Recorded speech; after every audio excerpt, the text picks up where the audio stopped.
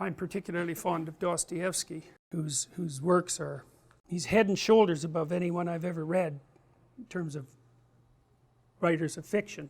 He deals with the hardest questions that human beings face, and he has characters on both sides of the argument, and they really lay out the arguments. It's not like Dostoevsky, you know, he's got a belief, and so he has a character, and that character has his beliefs, and that character always wins the arguments. That doesn't happen in a Dostoevsky novel at all. He sets up a character, and then he sets up like 3 or 4 antagonists, and those antagonists, they're not straw men, they're like iron giants.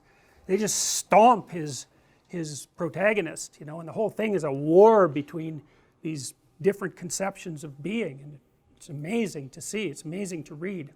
So you distill these stories. Great authors distill stories. Great storytellers distill stories. And we have stories that are very, very, very, very old.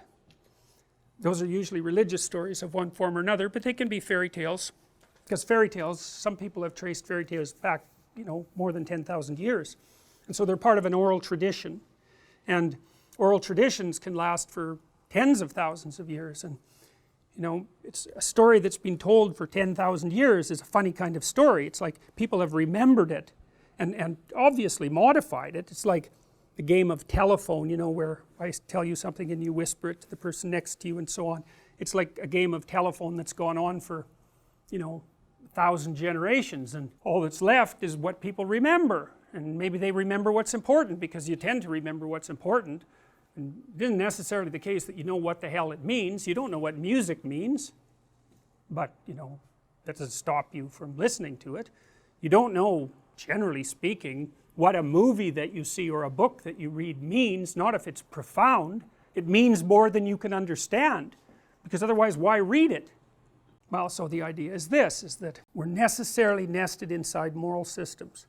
The moral systems are predicated on narratives, narrative dramas of sorts, and the moral systems are what orient us in life, and the reason to understand them to the degree that you can is because you need to know how to live. Nietzsche said that if you had a why, you could bear any how, and that's good.